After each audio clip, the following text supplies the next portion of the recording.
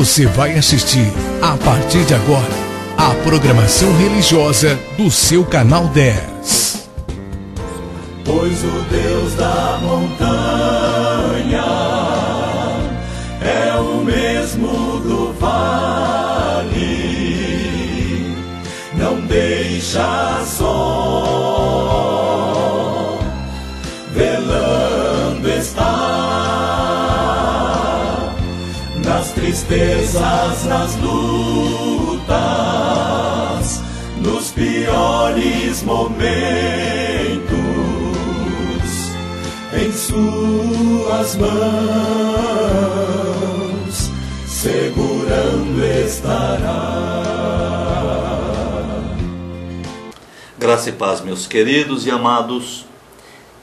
O Senhor Jesus abençoe a sua vida, a minha, e que abençoe a nossa cidade, e que Deus esteja realmente olhando pela nossa região, nos abençoando, porque o inimigo vem para destruir tudo, para corromper tudo, mas Deus manda os seus anjos que trabalham por nós, e o Espírito Santo que nos enche, que nos dá poder para enfrentar todas as coisas. Amém?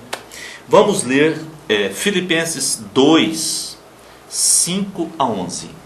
Filipenses 2, 5 a 11. Aqui está falando sobre Jesus.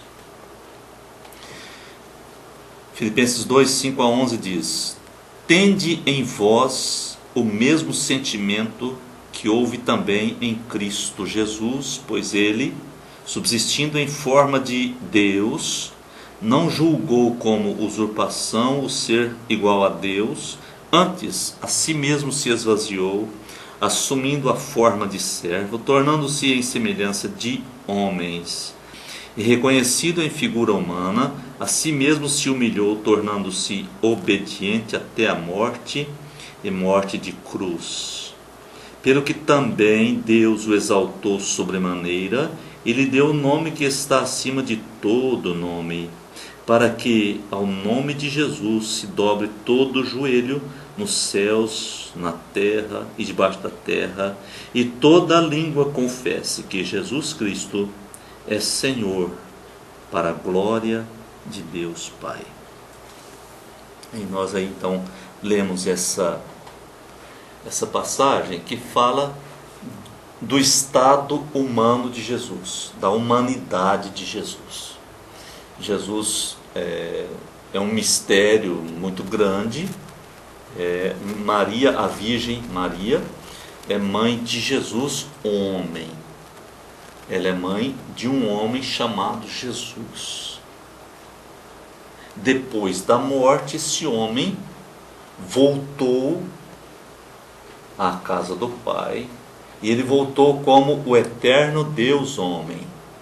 Mas aqui na terra, ele viveu somente como homem. Ele não viveu aqui como Deus. Então Maria não é mãe de um Deus ou de Deus. Ela é mãe de Jesus. Isso é tremendo demais, lógico, é extraordinário, inclusive pela maneira que ela concebeu, é algo assustador. Ninguém pode explicar uma coisa dessas. Obra de Deus perfeita, é algo sublime, é algo que só Deus poderia ter feito e fez. E aqui está se referindo como que aconteceu essa coisa aqui na terra. E ele diz assim, que nós precisamos ter o mesmo sentimento de Jesus Cristo. Porque ele, sendo Deus, porque aí entra a questão, porque, veja bem, está falando que ele era Deus, ele nunca fugiu dessa verdade, mas no versículo 7 diz que ele se esvaziou e assumiu a forma humana.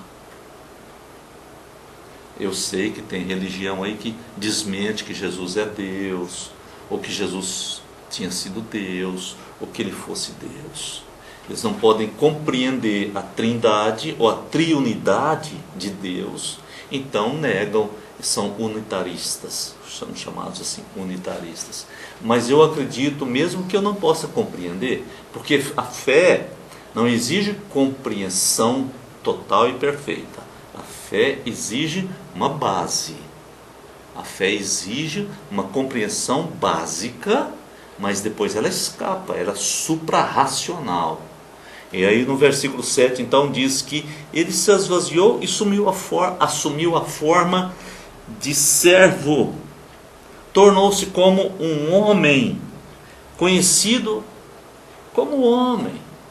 Essa linguagem bíblica é uma linguagem, não é uma linguagem técnica, não é uma linguagem teológica, de definição teológica, que muita gente gostaria que fosse assim, mas não é. É uma linguagem bíblica, única. A linguagem bíblica é única, não tem igual. Pode ter uma imitação, mas não tem igual. Tá? E diz que ele se humilhou, tornou-se obediente até a morte, e morte de cruz. Então, esse foi Jesus. E nós, se nós não pudermos ter o mesmo sentimento que houve em Cristo, então vai ser difícil para nós. Qual é o mesmo sentimento? Eu sei que eu sou filho de Deus, conforme está no versículo 6. Eu sei que eu sou filho de Deus, mas eu não estou vivendo com a herança na mão ainda.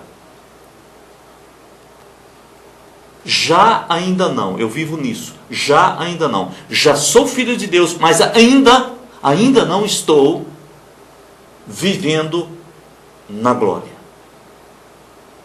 Então eu preciso ser como Jesus, ter a humildade de viver como servo durante o tempo que Deus me der aqui na terra.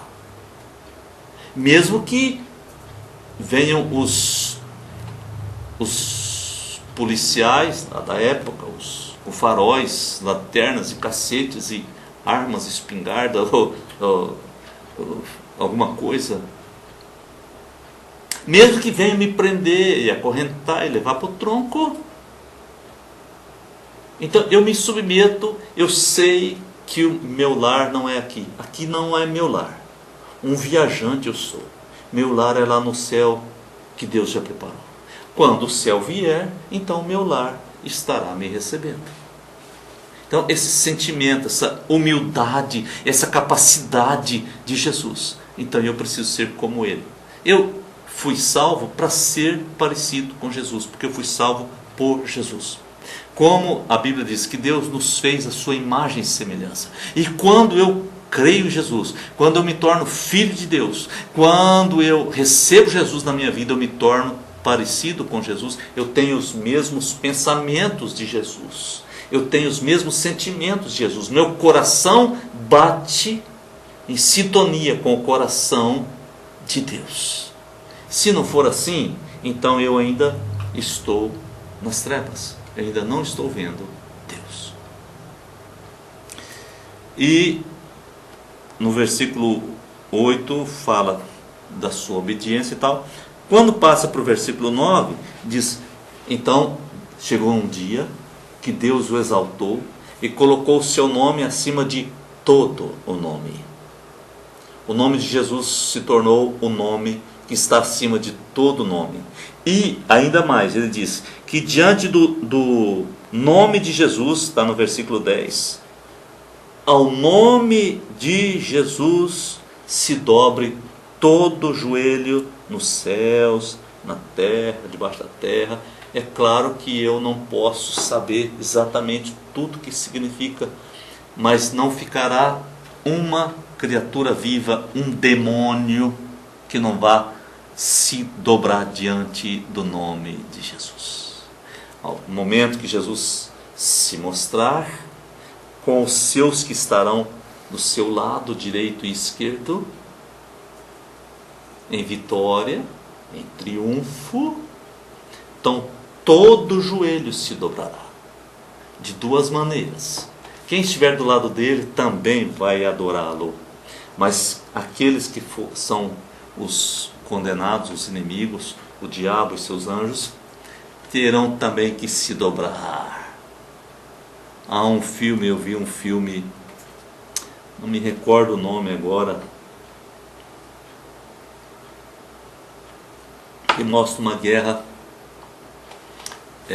assim, espiritual. E por fim Jesus sai vitorioso, mas eu achei muito interessante, o autor daquele filme colocou o demônio, o Satanás, muito feio, um bicho alado, um negócio muito horroroso, bem feio mesmo. E depois mostrou como se fosse um buraco, que era a queda para o inferno. E ele estava sendo lançado. Mas antes de ser lançado, quando ele foi lançado, ele gritava: Nazareno! E está caindo. É um buraco muito profundo. Uma cena muito interessante. Mas antes de ser lançado, ele se ajoelhou. Ele disse, sem querer, ele disse, mas teve que sair da sua boca, claro e bom som: Nazareno. Falando feio, falando esquisito, de uma voz feia, mas teve que falar. Ele teve que reconhecer que ele perdeu tudo. Perdeu tudo. Não sobrou nada para ele, porque ao nome de Jesus todo joelho se dobrará. Imagine pessoas que achavam que era o dono da verdade. É isso.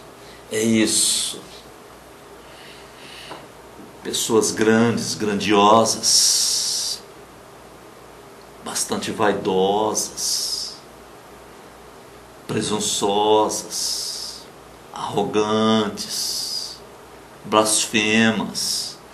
Bíblia é bobagem, foi o homem que escreveu. Imagina uma pessoa dessa ter que reconhecer naquele dia. Você acha que vai ser bonito de ver? Você vai ter prazer em ver um negócio desse? Eu tenho certeza que eu não quero ver. Eu não quero ver isso. Se Deus disser, você vai ter que ver, tudo bem, eu vou ver. E Deus ali é o que comanda. Mas se depender de mim hoje, eu digo, eu não quero ver. Porque é uma dor além da capacidade humana de compreender. Porque agora ele sabe que já não há mais uma oportunidade. Passou. Ou passaram todas as oportunidades. E ele vai ter agora que clamar: Nazareno, ajoelhado, porque ao nome de Jesus todo joelho se dobrará. E o versículo 11 diz: toda língua vai confessar que Jesus Cristo é o Senhor e vai dar glória a Deus. Toda língua confessará. Quantas línguas existem? Eu já ouvi uma conversa que existe umas 6.000 línguas.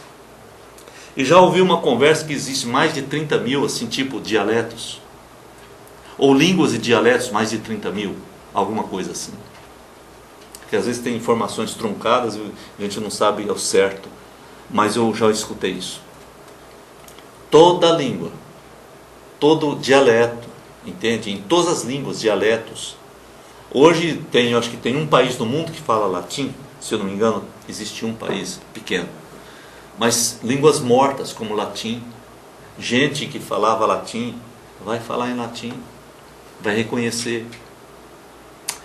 Línguas que não se fala mais hoje, aramaico, sei lá se fala hoje, eu não tenho informações. Tipo assim, essas coisas. As pessoas terão que, em todas as línguas, dialetos, terão que dizer, confessar que Jesus Cristo é o Senhor. Eu já comecei a confessar desde já. E você? Não gostaria de começar agora a confessar o nome de Jesus? Não vale a pena, meu amigo? Pensando assim, a nossa vida passageira, a nossa vida, sabe, complexa, difícil, parece que descabida muitas vezes.